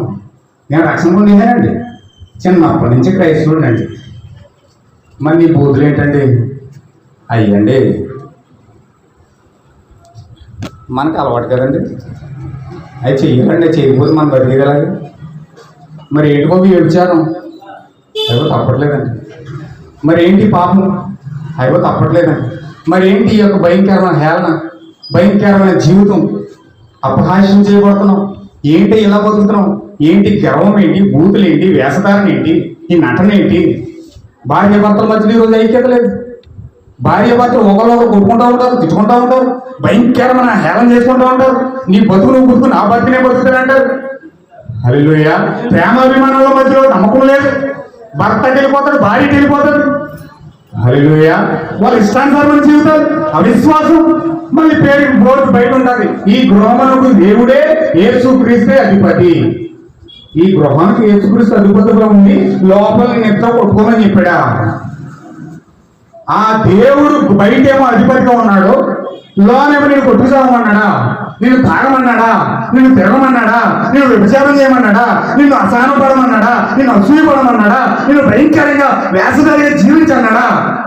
పేరు బోర్డు మాత్రం ఉంటుంది, గుహానికి అధిపతి యేసుక్రీస్తు. మరి నీ జీవితానికి? హల్లెలూయా. అయితే ఎప్పుడైతే ఆ యొక్క జీవితంలోకి రక్తము ప్రవేశిస్తాదో, ఆ జీవితంలోకి ఎప్పుడైతే రక్తం వెళ్తా ఉందో, అప్పుడు ఆ జీవితంలో ఆ స్వభావం మారి దేవుని యొక్కకు వెళ్ళి అతను ఏం పొందుకున్నాడో తెలుసండి? ఏం పొందుకున్నాడో తెలుసా? నిత్య జీవాన్ని పొందుకుంటా ఉన్నాడు. నిత్య జీవాన్ని అతను పొందుకుంటే, తిరిగి అతను జన్మిస్తే బైబిల్ ఏం చెప్తుంది తెలుసండి? దేవుని మూలంగా పుట్టిన వాడు పాపము చేయడు, చెయ్యజాలడు అని బైబిల్ చెప్తుంది. హల్లెలూయా. అంటే మొదటి పుట్టుక నువ్వు తల్లిదండ్రుల ద్వారా పుడితే, రెండవ పుట్టుక దేవుని ద్వారా పుట్టాలి. నువ్వు యేసుక్రీస్తు ద్వారా పుట్టాలి. ఈ తిరిగి జన్మించిన జన్మ నువ్వు పుడితే, అప్పుడు ఆ జన్మ నీలో జరిగితే నీవు పాపము చెయ్యవు, చేయజాలవు అని బైబిల్ చెప్తుంది. హల్లెలూయా. నువ్వు ఎప్పుడైతే తిరిగి జన్మిస్తావు, ఒకసారి యేసుక్రీస్తు నికోదేముతో మాట్లాడుతున్నాడు. ఏమని మాట్లాడుతున్నాడంటే, నికోదేముతో, ఒకడు కొత్తగా జన్మించకపోతే పరలోక రాజ్యం చూడన్నాడు. ఆ వాక్యం నికోదేముకి ఎలాగ అర్థమైందో తెలుసండి? ఏంటి ప్రభువా, ఏంటేంటి, నాకేమో 100 సంవత్సరాలు అమ్మ అయిపోద్ది. నేను రెండోసారి చెప్తాను, జాగ్రత్త వినండి, అలసిపోకండి. కొంచెం దృష్టి వాక్యం పని పెట్టండి. మీకోసం మీ కూటమి ఏర్పాటు చేసింది. పుట్టినరోజు ఏదో 2 కేకులు కట్ చేసి నోట్లో ముక్కటి వెళ్ళిపోవడం కాదు. ఈ కూటమి ఏర్పాటు చేసింది వాక్యం కోసం. వాక్యమే మనకు జీవితమైంది, వాక్యమే మనకు ఆధారమైంది. హల్లెలూయా. దేవుడు నాకు మహిమకరుడు కాక. ఇప్పుడు ఈ నికోదేముకు వాక్యం నాకు అర్థమైందో తెలుసండి? ఏంటేంటి ప్రభువా, నాకేమో 100 సంవత్సరాలు వచ్చేసినాయి, మరలా నేను పుట్టాలా? ఎలా పుట్టాలి? నేనేమో 100 సంవత్సరాలు కలిగి ఉన్నాను, నేను మరలా నా తల్లి గర్భంలోకి ఎలా వెళ్ళను, మళ్ళీ ఎలా రాను, నేను ఎలా పుట్టను? హల్లెలూయా. అంటే ఇతను కొత్త జన్మ ఎలాగ అర్థమైందంటే, 100 సంవత్సరాల వయసున్న ముసలాన్ని ఎలా పుట్టాలి, తిరిగి పుట్టడం ఏంటి, ఇది ఎలా సాధ్యం అని చెప్పి తల్లి గర్భంలోకి ఎలా వెళ్ళను, మళ్ళీ ఎలా రాను అన్నాడు. ఇతనేమో ఇజ్రాయేల్ బోధకుడు అంటే 100 మందికి 1000 మందికి బోధించే ఒక వ్యక్తి. అతనికి కొత్త జన్మల కోసం రెవల్యూషన్ లేదు, కొత్త జన్మల కోసం ప్రత్యక్షత లేదు, కొత్త జన్మ ఎలా పొందాలో అతను తెలియడం లేదు. ఈ రోజు అనేక మంది గుడ్డి పాస్టర్లు పెద్ద పెద్ద చర్చిలు నడిపిస్తూ ఈరోజు కొత్త జన్మ ఎలా జన్మించాలో వాళ్ళకి తెలియట్లేదు.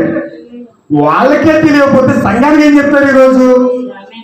వాళ్ళకే తెలియకపోతే కొత్తగా జన్మించే జన్మ దేవుడు ఏ విధంగా పెట్టాడు బైబిల్లో వారికి తెలియకపోతే ప్రజలకు ఏం చెప్తారు వీళ్ళు? వారికి తెలియట్లేదు. మళ్ళీ తల్లి గర్భంలోకి వెళ్ళగలను, మళ్ళీ ఎలా రానంటాడు వ్యక్తి. హల్లెలూయా. అప్పుడు యేసుక్రీస్తు అన్నాడు, ఏమన్నాడు తెలుసండి?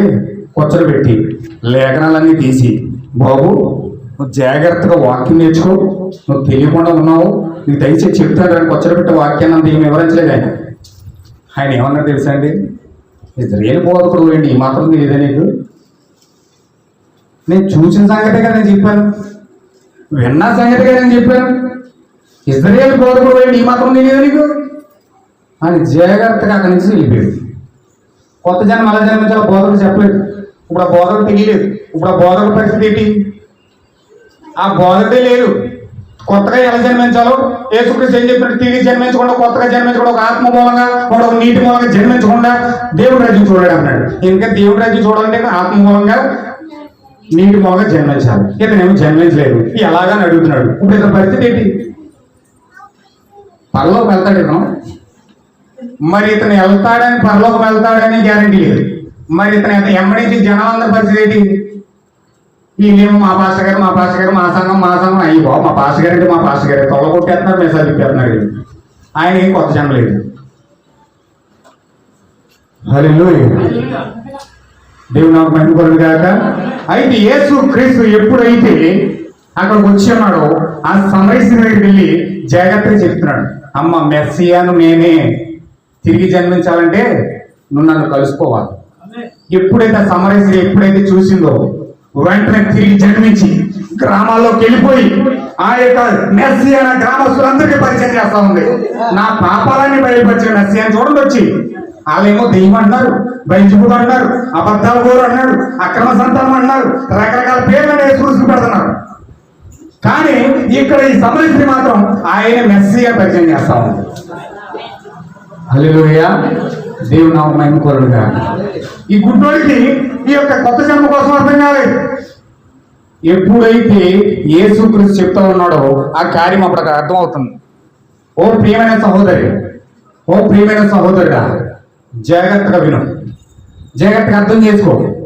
నీ జీవితంలో దేవుడు నీ పుట్టుక ద్వారా నీ మరణము, శాపము, వ్యాధి, రోగము అన్నీ కూడా నీలోకి వచ్చాయి. హల్లెలూయా. నువ్వు నొప్పులు పడి ప్రయాసపడి పిల్లలు అంటున్నావే, ఎందుకు వచ్చినాయో తెలుసావి? పురుటి నొప్పులు ఎందుకు వస్తున్నాయో తెలుసా? అది పాపం. పురుటి నొప్పులు ఎందుకు వస్తున్నాయో తెలుసా? అది పాపం, భయంకరమైన పాపం. ఆ పాపం వల్ల నీకు పురుటి నొప్పులు ఎక్కువయ్యాయి, భయంకరమైన వేదన ఎక్కువైంది, నీ కంటి నిండా కన్నీళ్ళు ఎక్కువయ్యాయి, ఏడుస్తున్నావు, బాధపడుతున్నావు, దుఃఖపడుతున్నావు, నీ జీవితం అంతా కన్నీళ్ళే. ఎందుకో తెలుసా? నీ పాపం. నీ పాపాన్ని కడగడానికి దేవుడు యేసుక్రీస్తు రక్తం కాచాడు. దేవుడు నా మహిమ కలుగును గాక. ఇప్పుడు రక్తము దేవుడు ఏం చేస్తున్నాడంటే, నేను చివరికి వచ్చాను, నేను ముగించేస్తాను, నువ్వు జాగ్రత్తగా దృష్టి పెట్టాను. నేను చివరికి వచ్చాను, ఇంకా నేను ఎక్కువ చెప్పను, నేను బైబిల్ కూడా మూసేస్తున్నాను. హల్లెలూయా. ఇప్పుడు దేవుడు ఆ రక్తాన్ని ఎక్కడ తీసుకెళ్తా ఉన్నాడంటే, ఈ యొక్క రక్తాన్ని దేవుడు ప్రపంచానికి, సర్వ సృష్టికి కూడా సప్లై చేయమని దేవుడు చెప్తా ఉన్నాడు. ప్రతి మనిషికి రక్తం వెళ్ళాలి.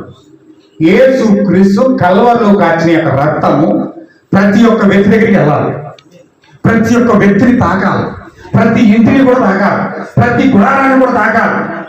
హల్లెలూయా.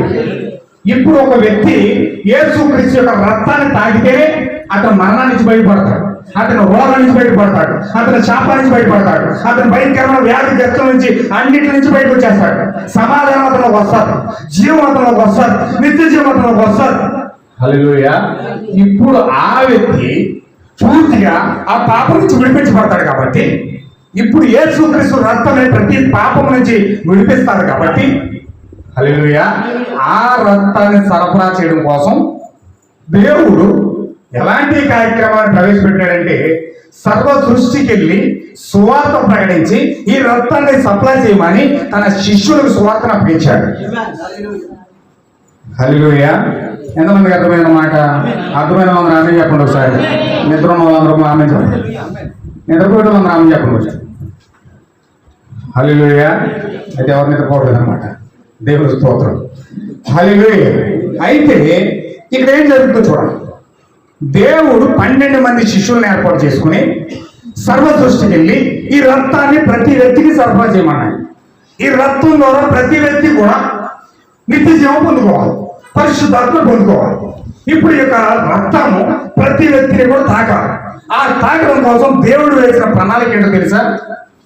అపోస్తులైన 12 మందిని సర్వ సృష్టికి పంపిస్తా ఉన్నాడు. హల్లెలూయా. ఇప్పుడు అపోస్తులందరూ కూడా సర్వ సృష్టికి వెళ్తా ఉన్నారు. ఎలాంటి సువార్త అంటే అపోస్తులు బోధ తీసుకొని వాళ్ళు సువార్త పట్టుకుని పట్టణానికి, గ్రామానికి, ప్రతి ఇంటికి, ప్రతి డోరికి, ప్రతి వ్యక్తి దగ్గరికి వెళ్ళి, అయ్యా నీకు రక్తం కావాలి, దయచేసి రక్తాన్ని పొందుకోవాలి. రక్తం పొందుకోకపోతే నువ్వు చచ్చిపోతావు. రక్తాన్ని పొందుకోకపోతే మరణం అవుతావు. రక్తాన్ని పొందుకోకపోతే వ్యాధిగ్రస్తులు అవుతావు. రక్తాన్ని పొందుకోకపోతే భ్రష్టుడు అవుతావు. రక్తాన్ని పొందుకోకపోతే అవిశ్వాసం పాలైపోతావు. రక్తాన్ని పొందుకోకపోతే చివరికి నరకగ్నిలో వెళ్ళిపోతావు, అగ్నిగుండంలో వెళ్ళిపోతావు. ఇప్పుడు ఈ రక్తం నీలోకి రావాలి. రక్తం నీలోకి రావాలంటే నువ్వు ఖచ్చితంగా నిత్య జీవమైన యేసుక్రీస్తును కలుసుకోవాలి. హల్లెలూయా. యేసుక్రీస్తును కలుసుకోకుండా, రక్తాన్ని పొందుకోకుండా ఒక వ్యక్తి పరలోక రాజ్యం వెళ్ళడం అనేది సాధ్యము కాని పని. అందుకే యేసుక్రీస్తు ఇప్పుడు ఒక వ్యక్తి నీటి మూలంగాను, ఒక వ్యక్తి ఆత్మ మూలంగాను జన్మించకపోతే ఆ దేవుని రాజ్యం చూడడని చెప్పాడు. హల్లెలూయా. అయితే ఇప్పుడైతే యేసుక్రీస్తు 12 మందిని పంపించాడో ఈ 12 మంది సర్వ సృష్టికి వెళ్ళి సువార్త ప్రకటించారు. సువార్త ప్రకటించాలి. ఏం చెప్పారు తెలిసిన అపోస్తలుడైన పౌలు గారు?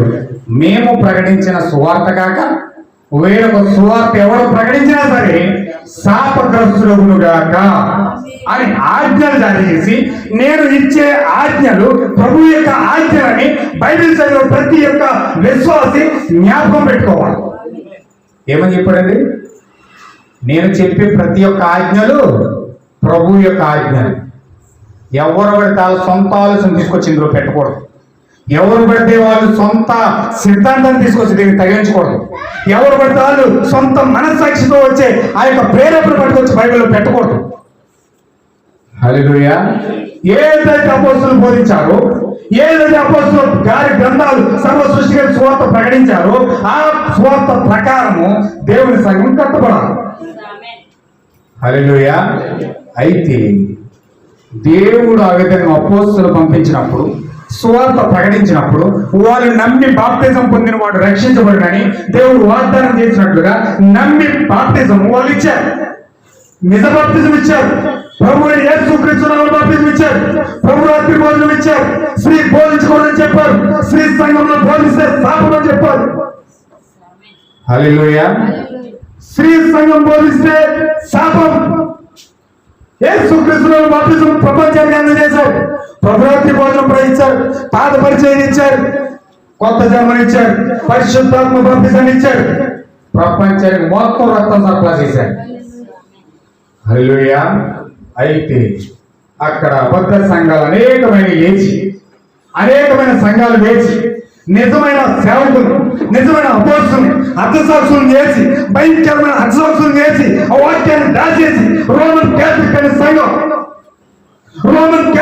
సంఘం నిజమైన బైబిల్ బోధన దాచి అబద్ధ బోధనను బయటికి తీసుకొచ్చి ప్రపంచాన్ని భయంకరంగా వేష్యమైన కార్యాలతో, రక్తాలతో, ప్రజల్ని రక్తంతో తాగువారిగా ప్రేరేపించి హల్లెలూయా భ్రష్టులుగా చేసేసింది ఈరోజు విశ్వాసం. దేవుడు నామం మహిమకరుడు గాక. అందుకే ఈరోజు వాక్యం ఎక్కువ చెప్పారు. తప్పుడు వచ్చాను ఎప్పుడు ఎవరో తన తలపూట రప్పించేస్తున్నాడు.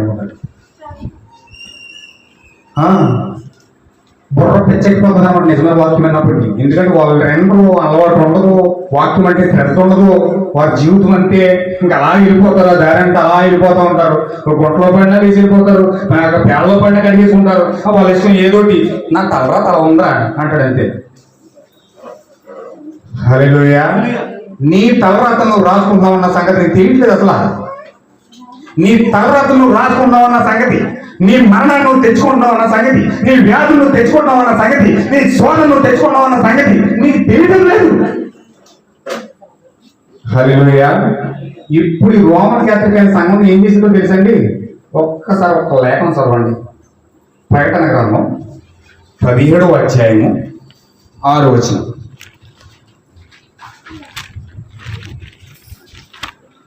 దేవుడు నాకు మహిమ కొరడు గాక. మరియు ఆ స్త్రీ ఆ. పరిశుద్ధ రక్తము చేతను ఆ. యేసు యొక్క హతసాక్ష రక్తము చేతను ఆ. మత్తిల్లుండుట ఉమ్. చూచితిని. ఏమండి, ఇది ఒక్కసారి మీరు దృష్టి పెట్టండి. ఈ ఒక్క వాక్యమైనా కొంచెం శ్రద్ధగా వినండి.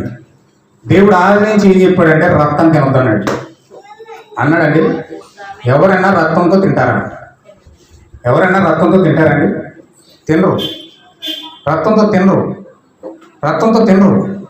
కానీ యేసు క్రీస్తు ఆది నుంచి ఆది గ్రంథం మొదలుకొని ప్రకటన గ్రంథం వరకు కూడా దేవుడు ఏం చెప్పాడంటే రక్తాన్ని తినొద్దు, రక్తాన్ని తినొద్దు, రక్తాన్ని తినొద్దు అని దేవుడు ఆజ్ఞ జారీ చేశాడు. అనేకమైన లేఖనాలు కూడా మనం చదివితే రక్తాన్ని తినొద్దు అన్నాడు. కానీ ప్రజలకు రక్తాన్ని ఒకే ఒక స్త్రీ తినిపించింది. ప్రజలకు ఆ యొక్క రక్తము తాగి మత్తిల్లిపోయేలా చేసింది ఒకే ఒక స్త్రీ. అది ప్రకటన గ్రంథంలో 17వ అధ్యాయంలో ఉన్న 7 కొండల మీద కట్టబడిన రోమన్ క్యాథలిక్ అనే సంఘం. చాలా జాగ్రత్తగా గమనించండి. ఈ రక్తం అనగా బోధయనది. రక్తం అనగా బోధయనది. రక్తం అనగా బోధ. ఇప్పుడు అబద్ధం యొక్క బోధ దేవుడు వినొద్దు తాగొద్దని చెప్పాడు. అవ్వద్దు దేవుడు వాగ్దానం చేశాడు. ఎలాంటి ప్రమాణం చేశాడంటే ఈ మంచి చెడు తెలివితేటలించే ఒక ఫలాన్ని తిరుగుతామా నిశ్చయంగా చచ్చిపోతామని చెప్పాడు.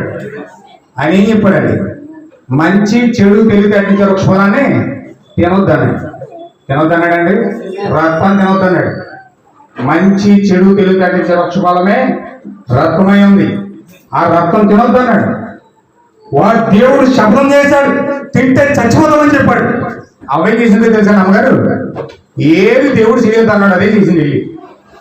ఏది తినొద్దు అన్నాడో అదే తిన్నది వెళ్ళి. హల్లెలూయా. ఈరోజు జనాలు అదంతే. వాక్యం ఏం చెప్పారంటే దాన్ని వ్యతిరేకంగా చేయడమే ప్రజలకు ఇష్టం. అమ్మ అలా చేయొద్దంటే పాస్టర్ తిట్టేసుకుంటారని అవసరం అయితే నిజం చెప్పినోడిని. అలా చేయొద్దమ్మా అంటే వినరు. ఏది చేయొద్దంటే అదే చేస్తారు. హల్లెలూయా. దేవుడు నాకు మహిమ కలుగుగాక. దేవుడు ఏం చెప్పాడంటే ఆదిలోనే చెప్పాడు రక్తం తినొద్దని, మంచి చెడు తెలియకరించారు ఒక ఫలాన్ని తినొద్దని. కానీ దాన్ని తినేలా ప్రేరేపించింది ఎవరంటే ఆది సర్పం. ఆది సర్పం వచ్చి ఆ యొక్క రక్తాన్ని తినేటట్లుగా అవరు ప్రేరేపించింది. ఇప్పుడు ఆది కాండంలో ప్రారంభమైన యొక్క రక్తం ఇప్పుడు ప్రకటన గ్రంథంలో మరొక స్త్రీ ప్రేరేపిస్తుంది రక్తం తాగేలాగా. రక్తం ఏంటో తెలుసండి? రక్తం ఏంటది? యేసుక్రీస్తు రక్తం అని ఏం చెప్పాడండి? మీరు ప్రభుత్వం తీసుకుంటారా? అందరూ ప్రభుత్వం తీసుకుంటారా? ఏం చెప్పాడు యేసుక్రీస్తు? రక్తం ఏం చెప్పాడు? ఏమండి? ద్రాక్ష రసం ఇచ్చి ఇది నా యొక్క నిబంధన రక్తము అన్నాడు. హల్లెలూయా. ద్రాక్ష రసం దేంతో పోల్చబడింది అంటే బైబిల్లో మద్యంతో పోల్చబడింది. హల్లెలూయా. మద్యం. ఇప్పుడు ఒక వ్యక్తి అన్నాడు, ఏమంటే ఎందుకంటే అలా తాగేస్తున్నారు, మీరు శరీరాన్ని పాడు చేసుకోవట్లేదు, ఏంటి పాడైపోతున్నారు, మీరు తాగేస్తున్నారు ఎందుకంటే అంటే ఆయన అన్నాడు, బైబిల్లోనే చెప్పారు కదండి తినుము తాగుము చూపించమని.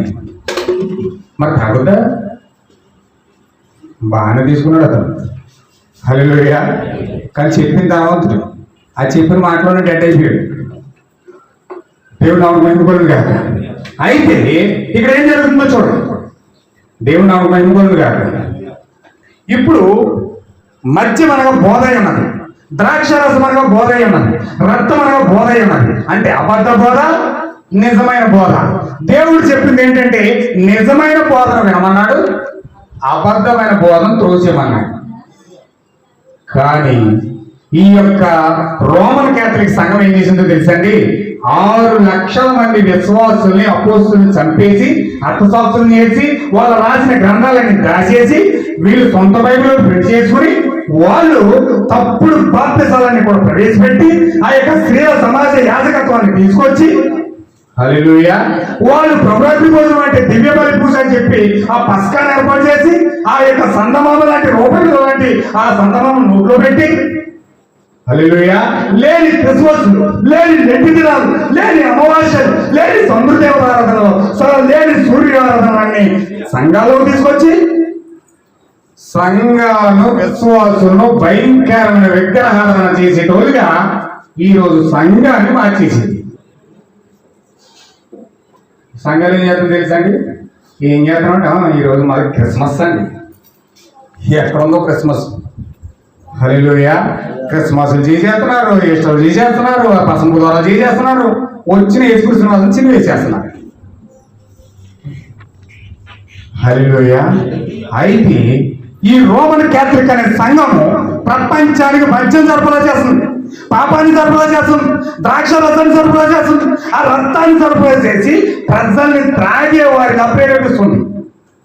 ఏం చేస్తుందండి, త్రాగండి త్రాగండి త్రాగండి అని ప్రజలకు వేస్తుంటే ప్రజలంతా ఆ ద్రాక్ష రసాన్ని తాగేసి ఆ రక్తాన్ని తాగేసి మత్తిల్లిపోతున్నారంట. మత్తిల్లిపోయారు ఈరోజు ద్రాక్ష రసం తాగి ఏం చేశారండి, మత్తిల్లిపోయారు. నిజమైన వాక్యం చెప్తే ఎక్కడ బొర్రలకే, నిజమైన వాక్యం చెప్తే తరిమేస్తారు, నిజమైన వాక్యం చెప్తే రాళ్ళు పెట్టి కొడతారు, నిజమైన వాక్యం చెప్తే భయంకరంగా ద్వేషిస్తారు, దూషిస్తారు. ఎందుకంటే మధ్యమత్తులు తనగ నుండి ఎవరైనా గట్టిగా డిస్టర్బ్ చేయి. పెద్ద పెద్ద పెద్ద లారీలు కూడా ఎలా కనపడతాయి చేసిన చిన్న చిన్న అగ్గిపెట్టిలో కనపడతాయి. అంటారు హల్లెలూయా ఏంటి ఆ లారీ వచ్చి లారీగా నడుపుకి చచ్చిపోతానన్న సంగతి ఇంగిత జ్ఞానం కూడా ఎత్తుకున్నదు. ఎందుకని ఫుల్గా తాగేశాడు. ఆ భౌతికంగా ఒక వ్యక్తి అలా తాగేసి తోతాడు ప్రతిరోజును. ఆత్మ సంబంధంగా క్రైస్తవులు కూడా దొంగపోలు అబద్ధాలు పోవాలని తాగేసి తూలిపోతూ ఉన్నారు. ఎంత కొడుకు ప్రార్థన చేస్తారు, ఇంటికి వచ్చి మాత్రం మొగుడు కూడాడు. హల్లెలూయా ఎంత పొడుగు ప్రార్థన ఉంటే ఇంటికి వచ్చి మాత్రం పక్కింటి ఆవిడతో గొడవలు, పక్కింటి ఆవిడతో భయంకరమైన ద్వేషం, అసూయ, భయంకరమైన కక్షలు, భయంకరమైన స్వార్థం.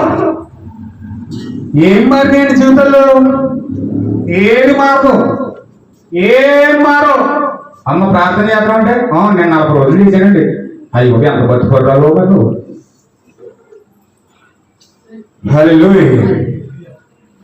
ఓ సహోదరి సహోదరుడా, నన్ను క్షమించు, ఘాటుగా మాట్లాడుతున్నందుకు నన్ను క్షమించు. కానీ నీ రక్తం నిన్ను వెంటాడుతుంది, నీ పాపం నిన్ను వెంటాడుతుంది. నువ్వు మద్యం తాగి తోలుతున్నావే ఆత్మ సంబంధంగా, ఆ మద్యం యొక్క రక్తము నిన్ను వెంటాడుతుంది. కానీ నిజమైన అపోస్తుల బోధ, నిజమైన రక్తము సర్వ సృష్టికి అపోస్తుల ద్వారా ప్రతి ఇంటికి పంచబడతా ఉంది, ప్రతి ఇంటికి చెప్పబడతా ఉంది. ఎవరైతే ఆ వాక్యాన్ని చేర్చుకొని, యేసుక్రీస్తు అపోస్తులు చెప్పాడు, ఎవరైతే మిమ్మల్ని చేర్చుకొని మిమ్మల్ని ఆహ్వానిస్తారో వారి నన్ను చేర్చుకున్నవారు. ఒకవేళ చేర్చుకోకపోతే నీ పాద దూరం దులిపేసిపోండి, నీ పాద దూరం దులిపేసిపోండి. సొదొమ కుమారులో ఏ తీర్పు అయితే నేను తీర్చానో ఈ రోజు ఈ క్రైస్తవుడికి నేను అలాంటి తీర్పుని ఇవ్వబోతా ఉన్నాను. ఆ రోజు నాకు సాక్ష్యం చెప్పేది ఏంటో తెలుసా? నీ పాదం యొక్క దూరే. హల్లెలూయా. అరే నేను పెద్ద క్రైస్తవురాని, అయ్యో నేను పెద్ద క్రైస్తవుడిని అని నువ్వు సాక్ష్యం చెప్పొచ్చు. నువ్వెంతో ఆకాశంలో ఎన్నో నక్షత్రాలు ఉన్నాయో అన్ని సాక్ష్యాలు నువ్వు కలిగి ఉండొచ్చు. కానీ నీ కోసం సాక్ష్యం చెప్పడానికి నిజమైన అపోస్తులుడు వదిలిన పాదతోడు నీ కోసం సాక్ష్యం చెప్పడానికి రెడీగా ఉన్నాడు. దేవుడు నాకు మహిమ కలుగును గాక. ఈ రోజు రక్తం నిన్ను వెంటాడుతుంది. యోబు చెప్తున్నాడు, అతిక్రమం నన్ను వెంటాడుతుంది, నా సంచిలో ముద్రించబడి ఉన్నాయి, పాపం నన్ను వెంటాడుతుంది. యేసుకేలు చెప్తా ఉన్నాడు.